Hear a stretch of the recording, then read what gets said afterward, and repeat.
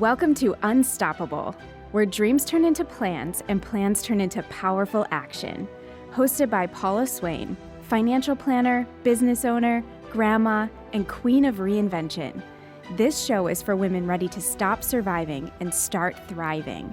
We'll laugh, we'll learn, and we'll tackle the messy, beautiful, in-between parts of life that no one really talks about, but we all live through. This is Unstoppable. Hi, and welcome to Unstoppable. I'm Paula Swain, your host and financial planner with the Financial Center for Women. So today I have on my show Jason Novetsky, who is the owner of a Champion Mindset Group. And Jason also was the coach of my youngest son, Zach, for, I think, freshman baseball. One of my favorite coaches. Thank you. I really loved how you worked with the kids. And you let me drive the tractor. Right. Absolutely. Men usually do not allow me to get a hold of power tools. That's right. I'll let you know after the fact that you probably should not have let me do it. Sure. But I did okay. Yes, you did.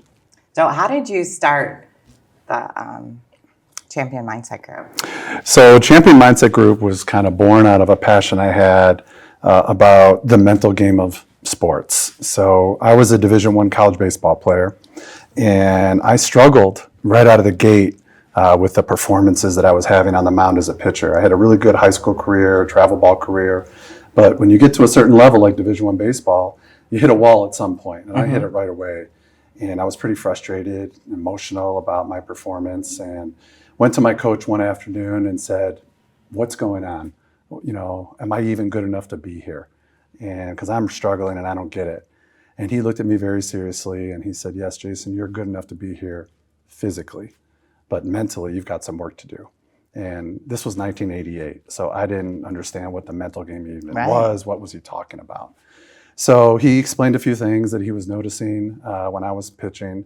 You know, my lack of body language that was positive, poor preparation, my response to adversity was really off. And that was impacting how my players felt around me as well when they were in the field. So he taught me some things. He gave me some books to read, and I started learning about sports psychology and the mental game of sports, and worked with my captains. And I started to have more and more success. And I really got into it and found more and more information, kept reading, and eventually changed my major to psychology, learned a lot more about how the mind and body connection works, and went on to have a pretty decent career as a Division I pitcher.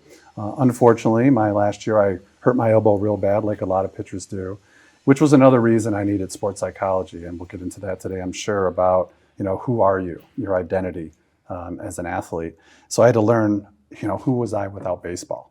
And that took me a little while, and I figured things out that I wanted to stay in the field of sports and work with athletes and young people and grown people as well in terms of sports. And so I ended up going back to graduate school and got all my fancy degrees and became a school psychologist, worked in education for 25 years as well, and about halfway through started coaching and working with athletes more and more, and then Champion Mindset Group was born. Let's go back to, that was a lot. Yeah. And I'm like, I want to remember this, I want to remember that. So one of the things that stuck out is when you talked about finding your identity. Other than being an athlete.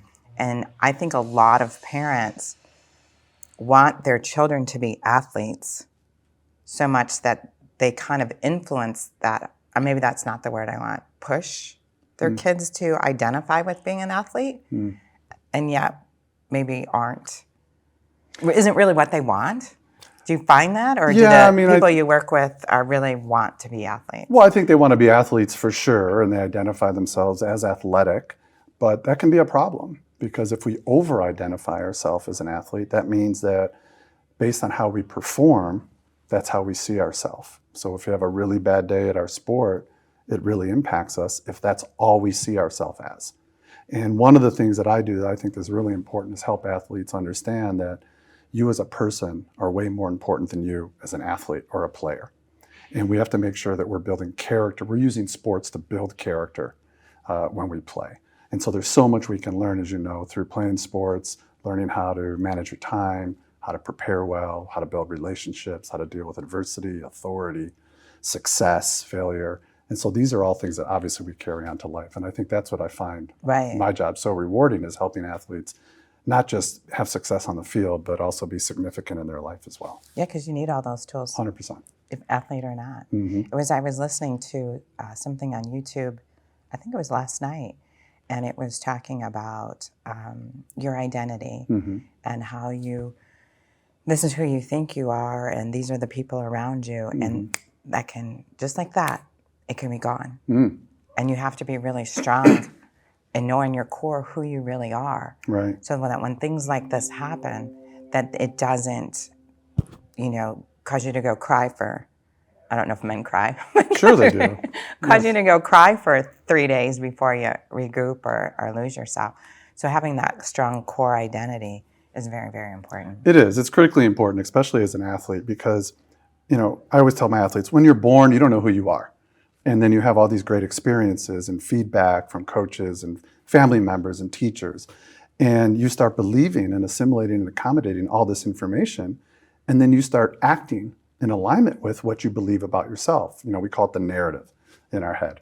And sometimes a narrative or that identity can be wrong, or the way you talk to yourself or the feedback you're listening to might not be exactly correct, but you believe it anyway. Yeah. And so we help athletes shift that identity. Do you find that I think just in the growth that I've done as for myself and the things that I've learned, is most people tend to gravitate towards the negative feedback, and that's the feedback that gets played over and over and over again instead of the positive. Okay, why is that? Well, I think we're wired to be safe, and negativity is something safe? It makes us feel unsafe. Oh. So you pay attention to it a lot more. Just like if you're getting feedback on a presentation you might do, and you might get 100 positive feedbacks, but you're going to notice that negative one that you didn't get, that didn't turn out the way you want to. And I think that's something that we have to become more aware of and mindful of, so we can notice these ineffective thoughts and then replace them with more productive ones.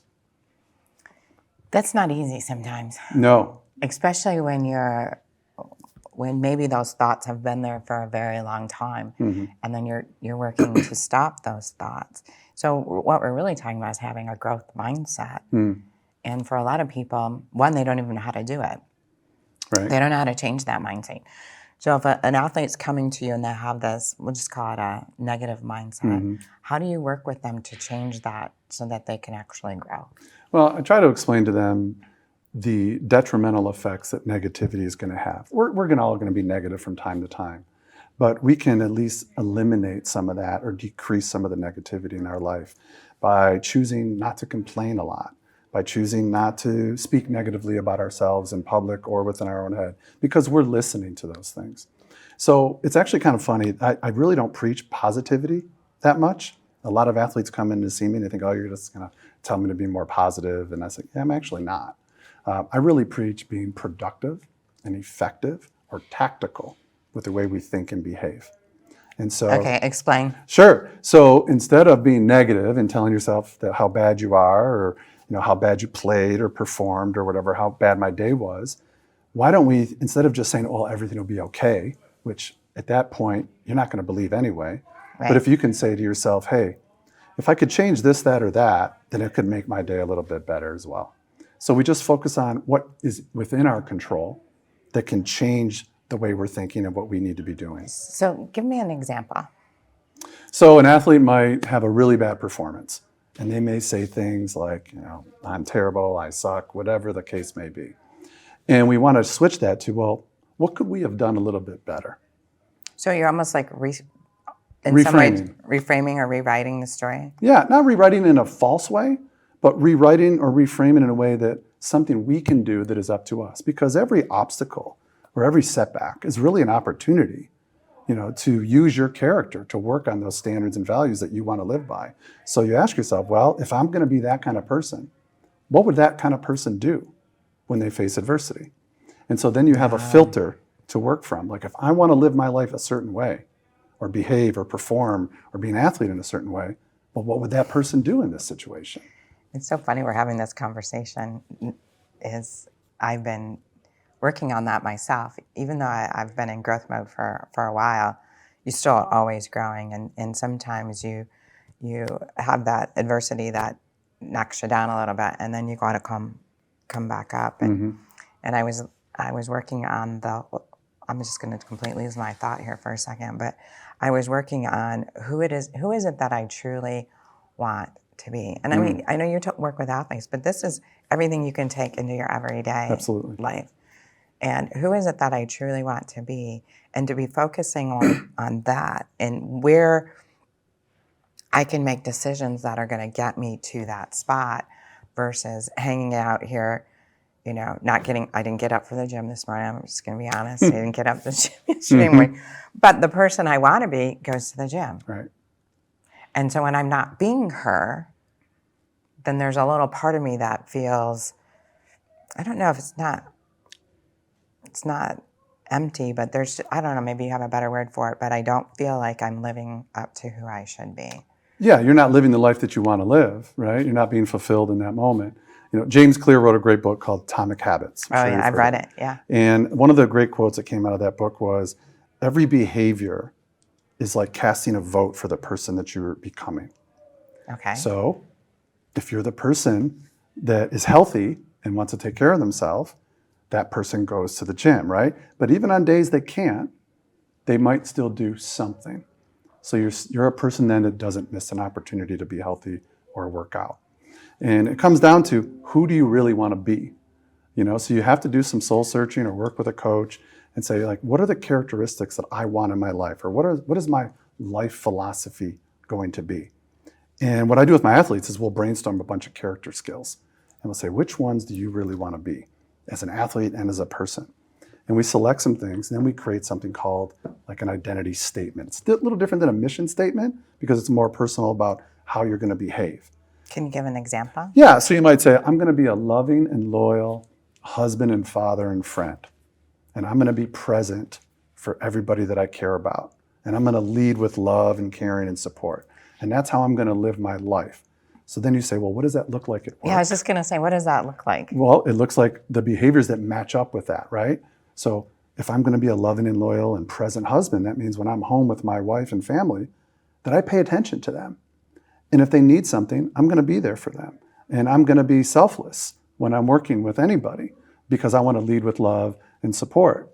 And so I always have to ask myself, and anybody does, is what are the behaviors that are consistent with the kind of person you want to be? And you're not going to be perfect every day, but we're always moving in that direction. Right. And that's that growth mindset is, I know I can always get better with a little bit of work. And setbacks are just opportunities for me to grow. Whereas a fixed mindset is somebody that feels like everything's the way it is, this is the way it's going to be, I might as well not even try because things are set in stone. I think you learn more about yourself through the failures than you do through the successes. Can't get that word out. But Failure is just another opportunity to learn. I always quote Kobe Bryant, who said, failure doesn't exist. As long as you learn from what happened, you didn't fail, right? But if you quit learning, that's a failure. So do you work with, when you work with you talk a lot about presence. Mm-hmm. So it's really hard sometimes to be present because we've got our phones. Mm-hmm. We talked about our watch before this interview started, and it'll likely buzz me sometimes. And I've trained myself not to look, but my initial reaction is to go down and look at my watch. Right. And you see families in restaurants where they're all on their phone. Where was I at the other day? And 3 people were on their phone, and then I was just sitting there, and I'm like, well, I guess I should go on my phone. Like I was being sarcastic, basically saying, come on, the 4 of us are sitting here. Can we not have a conversation? Right. So how do you, especially young people, how do you get them to be present? Well, we have to practice, right? So we literally practice the opposite of that, carrying our phones, having devices on our body all the time. There's too many beeps and buzzes and notifications going on. So we are literally training ourselves for distractions. So it is going to take some work for us to flip back. So you have to make a decision. You have to be very intentional and work on being present. And one of the things I do work with my athletes on is the practice of meditation and breath work. Like, make it part of your day, because meditation essentially is practicing being present. And if you can then learn through that process what it feels like to be distracted. You're more likely to notice when you're distracted and then bring yourself back. And every time you do, that's like doing another rep. You just got better at bringing yourself back to the present. Okay, we're going to this meditation thing. So I try really hard, but I can never shut my brain off. I shouldn't even say that. That's just putting a negative out there. But, but it's really hard. Like, a lot of people call me squirrel. So my brain's always going a million different directions. So you want this to turn into a therapy session? Sure. Or a coaching session? Because sure. exactly. Well, if I do it, other people do it. Of course, everybody does it. But the words you just used is your narrative. It's the story you're telling yourself about yourself. And if that's been repeated, as we know, repetition, you get really good at stuff when you repeat it. So if you've been repeating the concept of being a squirrel, the concept that I can't shut my brain off, you're really shutting yourself off from even having that opportunity. So in a way, part of you has that fixed mindset about your ability to do something because of the repetition of the story. So Jason, I have to tell you, if somebody would have just said what I said to them, I would have turned around and said what you just said to me. Right. Isn't that funny? But I didn't even realize I was doing it. Yeah. And so that's why, coaching and having good mentors and friends is great because they point things out. Do you only work with athletes? Or No. So I work with business professionals, doctors, lawyers, people that are in like high pressure situations that a lot of them were former athletes. And that's why they kind of gravitate to my business because they like to talk about sports in metaphor. But I would say 90% of my clients are athletes. Yeah. I met a guy, and when I was telling you earlier about the podcast I used to do, and he wrote a book on money and investing, and it's geared towards soccer players. And he uses all the metaphors within each player has a role. Sure. And it was really, really good book. Makes sense. Really good book. However we can connect, you got to connect. And they could. The kids loved it because they can understand it than reading something that's, more dry. Yes. Yeah, that makes sense. Most of those investing books are very, very dry. Right. Okay. So I know that you have to work with your clients. I mean, this is obvious as a coach and setting goals. And then everybody can set them. I could set one this morning. It doesn't mean I'm going to do it. Right. So how do you have them set the goals, and then what processes do you put or strategies in place? So I like to break goals down into different categories, and there's all different ways to create goals, SMART goals, this, that. I like to think of goals in long-term, short-term, and process. So I call long-term goals ultimate goals. Like, what's the dream? What would be your goal if you didn't care what anybody else thought? Like, this is your thing. And then, more importantly, why? And that's the hardest question to answer for a lot of people, because sometimes they set this big goal because it sounds cool. But I really want to know why you want to have this goal. What would it mean to you? How would it help your life feel fulfilled if you accomplish that ultimate goal? Do you think it also, the why and then your mindset around it? Because a lot of people say, I want millions of dollars. But their money mindset says, people with money are not good people. They, waste it. You know what I mean? So they have some biases there. Yeah. So how do you tie in the why and the mindset too? I would imagine. Yeah. So if somebody said, for example, because I want to make lots of money, I want to be a professional athlete. Okay. Well, what would you do with all that money? Right. Spend it. Right. And then how would you feel if you just had all these cars and nobody to share it with? Right. And so you just keep going further and further to the point where they can figure out, why would it be important to me? What would I do with that? How would it make me feel good? How would it help my family or my community? So once we settle on the ultimate goal, then we talk about, well, what are some performance-based goals or outcome goals for this year or this season? It might be, hey, I want to get faster as an athlete. I want to put on 10 pounds of muscle. I want to learn a new pitch, right? Anything that's we can kind of measure. And then we put some deadlines on there. And we also phrase them in a way that they will happen. So they're affirmatively stated, like, I will put on 10 pounds of muscle by January 2026. And we also talk about why. Again, why is that important to you? And we also have to understand that the ultimate goal and the performance goals, not 100% up to us, because there's a lot of variables that can get in the way. Like if an athlete says they want a certain statistic, like a batting average, well, you're not 100% in control of that. You could do everything right and not get a hit. Right? There's a lot of variables that are outside of your power. But what we can control is the process. Is what are we going to do every day? What's the recipe? What are the ingredients that give us the best chance of accomplishing those performance goals, which get us closer to the ultimate So if we're an goals? athlete, we want to gain 10 pounds of muscle, or if we're a woman out there watching the show and she wants to lose 10 pounds of fat, Right. it's the same philosophy. It's what is your plan to get there? What's the process? So, And what are the habits? well, yeah. We all have habits we probably should stop. Right. But they're always, I shouldn't say that again. That's a negative thing I was going to put out there. You should start like hitting me or something. Setbacks. Things happen. Sure. And I think a lot of people get derailed instead of, oh, you didn't get up to work out today, so I feel bad. And then you don't get up and work the next day, when you can just say, okay, I made that. Oops, it happened, and I'm going to get up tomorrow and Start over again tomorrow. Right. I mean, you don't have, just because you missed a day or two doesn't mean you stop. Right. Yeah. I hear you. Yeah. But the reality is most people. Well, and I think also you have to ask yourself, well, what are the barriers? Is my goal too big? Like, is the goal of going to the gym 7 days a week? Is that too much right now? I would think that's too much. Right? Or even 5 days a week might be too much for a person that's very busy or has a family. So instead of making themselves feel bad about it, what can you do? Could you go 3 times a week? And when you don't have a chance to go, could you just do some simple stretching at home or go for a walk at home? I was just going to think you take your kids for a walk. Yeah, do something alternative. But the identity is I'm healthy and I'm somebody that exercises. So what would that person do today? Would they skip another workout, or would they at least do something? I think I needed to talk to you today. Yeah. I think another part of this too is things have to be written down. Athletes, I find, that write down their goals, write down this identity statement, they read it on a regular basis, it's more visible. They advertise to themselves.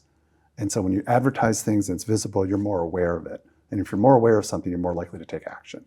But if we just stick the goals in a drawer or they just keep them in our head, they're like New Year's resolutions and we forget all about them. When I work with my women clients, one of the things that I do is I give them a post-it notes. And I say, when you get home, I want you to write every goal and dream, no matter what it is. And they'll be like, how many? And I'll go, 100. And they're like, 100. And I'm like, when you get past that 20 or 30 mark and you really start to dream and imagine what it is that you want. And just things start to flow. And some might be like ridiculous or they're not going to happen, but so what? Yeah, you get just it never out there. know. You never know. You never know. Start the creative process. And then I'm like, and then you kind of go through it, throughout the week or throughout the year or whatever, and you pull things down as you achieve them or put new things up. But you've got this wall of Post-it notes. Yeah, your vision board. Yeah, absolutely. I just use them as Post-it notes. And most people,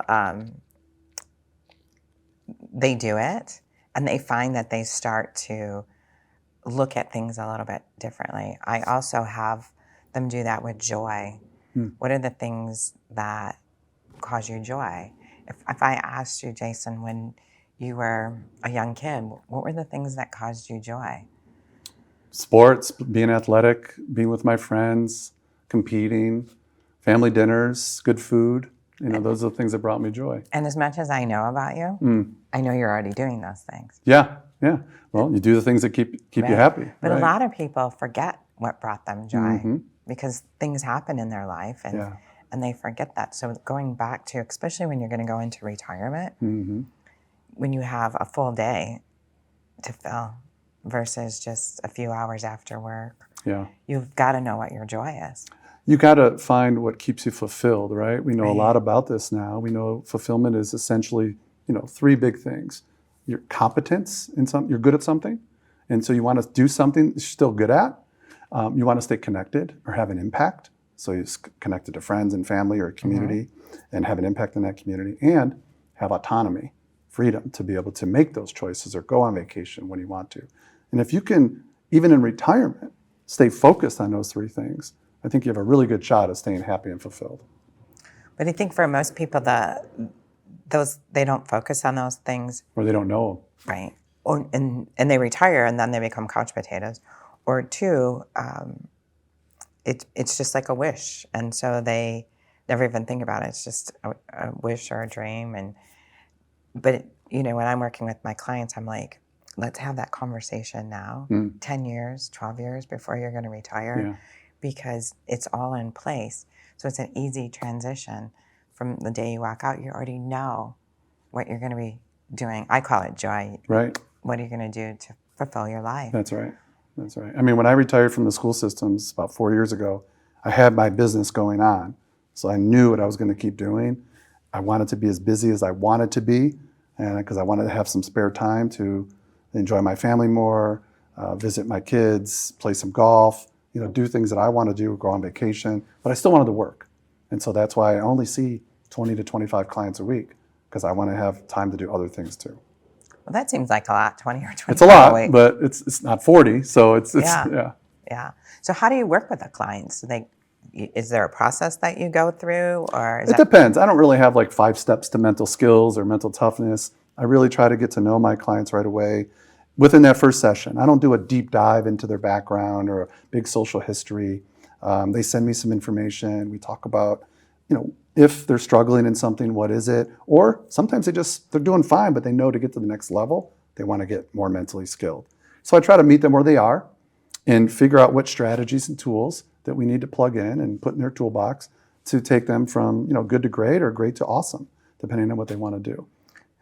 What's the age of your youngest client? So interesting. So at first I thought this was going to be crazy, but I've actually worked with some really mature 8 or 9-year-olds and I don't do it very often, but always the parents there, as part of that process, or the family's there, just to, as a family, help them support their child in having more fun, working on their confidence, paying better attention, things like that. But we have to understand development, right? I mean, and that's one thing I do in a lot of these family type sessions is help parents be more realistic about what to expect from their kids. They're going to be emotional. They're going to cry when they make a mistake or feel embarrassed. Like, that's being a kid, right, in a public setting.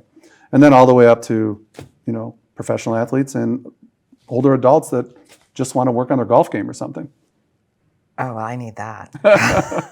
Don't we all? I guess I need a little bit to change some of the narrative that's going in my head. Work on my golf game. Right. There's probably a lot of things that I constantly am always in growth mode. And sometimes it gets to where you're like, do I just need to take a break for a minute of trying to grow as a human being? Well, life keeps going, so I know. you You can don't take get a to break. you don't get to take that break. So this show is, I own the Financial Center for Women. So if you looked back, I don't know how old you are, but if you look back 40 years, no, you're probably not that old. Well, let's go 40 years. I'm 55. Okay, Yeah. you weren't 15. Okay, so let's go back. Let's say you're in your early 20s. Okay. What would you tell yourself about money and finance?